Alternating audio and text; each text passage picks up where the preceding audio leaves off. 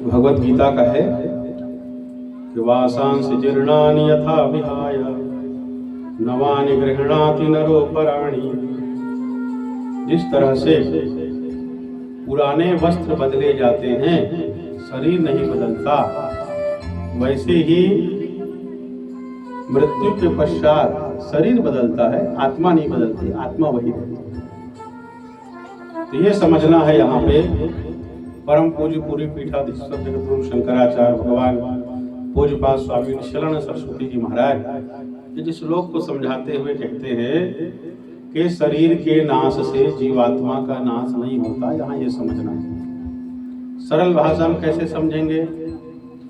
सपना आते नहीं, सपना देखता हो कोनो कोनो नहीं आवे, कम आते, अब बोलत रोजे आते।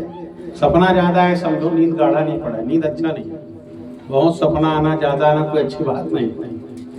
तो स्वप्न आता है, स्वप्न देखते हैं, स्वप्न में हमारा शरीर रहता है, स्वप्न में हमारा शरीर रहता है ना, रहते नहीं रहते।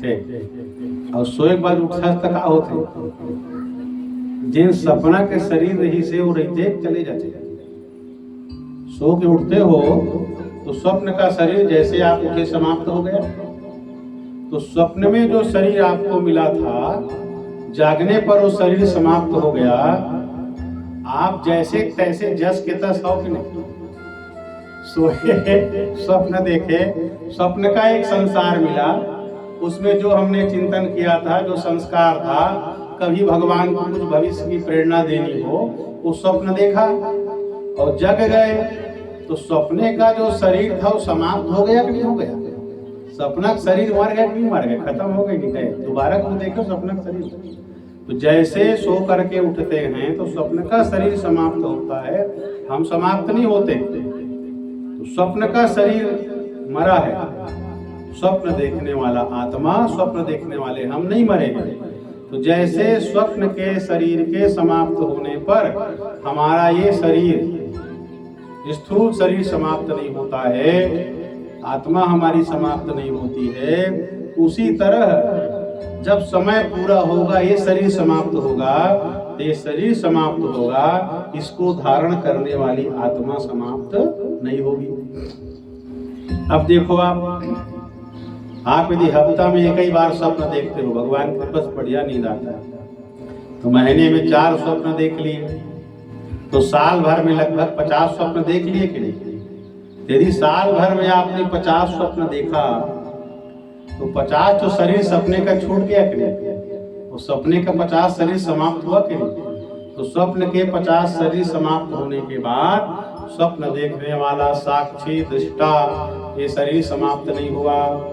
उसी तरह जिस दिन ये शरीर समाप्त होगा, इसको धारण करने वाली आत्मा समाप्त नहीं होगी। जैसे स्वप्न का शरीर देखते हैं छोड़ते हैं, देखते हैं छोड़ते हैं, जीवन यात्रा चलती रहती है, उसी तरह ये शरीर छूटेगा पर आत्मा की जो यात्रा है वो चलती रहती है। फिर दूसरा शरीर मिलता है, फिर दूसरा, फिर तीसरा, फिर चौथा, फिर पांचवा, ये निरंतर क्रम चलता रहता है।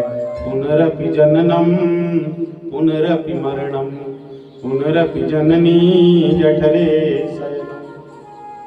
ये समझना है कि शरीर के नाश होने से आत्मा का नाश नहीं होता, और शरीर के भेद होने पर जीवात्मा में भेद नहीं होता। शरीर बदलता है पर आत्मा बदलती है क्या? जितने रात आपने स्वप्न देखा उतना शरीर बदल गया, पर देखने वाला वही है। स्वप्न देखने वाला शरीर भी वही है, स्वप्न देखने वाली आत्मा भी वही है। तो स्वप्न का शरीर बदलता गया, ये शरीर और देखने वाली आत्मा नहीं बदली। उसी तरह समय आता है, काल आता है, ये जीव पिछले जन्म में भी कोई शरीर मिला था, उसको छोड़ के यहाँ आए हैं। ये शरीर छूटेगा, जैसा हमारा कर्म होगा, जैसा प्रारब्ध होगा, दूसरा शरीर मिलेगा। आत्मा साथ चलती रहेगी, आत्मा अविनाशी है। ये शरीर जो है बदलता रहता है। जैसे हम कपड़ा बदलते हैं, शरीर वही रहता है, वस्त्र पर बदलने से कोई फर्क हमको नहीं पड़ता। वैसे ही हमारी आत्मा, ये शरीर बदलती रहती है, आत्मा को कोई फर्क नहीं पड़ता है। इस श्लोक में समझना है शंकराचार्य भगवान की कृपा के अनुसार कि शरीर के बदलने से, शरीर में परिवर्तन होने से, शरीर के भेद से आत्मा में भेद नहीं होता, और शरीर के नाश होने पर आत्मा का नाश नहीं होता। ये जानना और समझना है। वासना से घृणादि कुछ लोग का तात्पर्य यही है कि जैसे कपड़ा बदला हम जस के तस रहे, वैसे शरीर बदल जाएगा, आत्मा जस की तस रहेगी। बोलिए गीता महारानी की।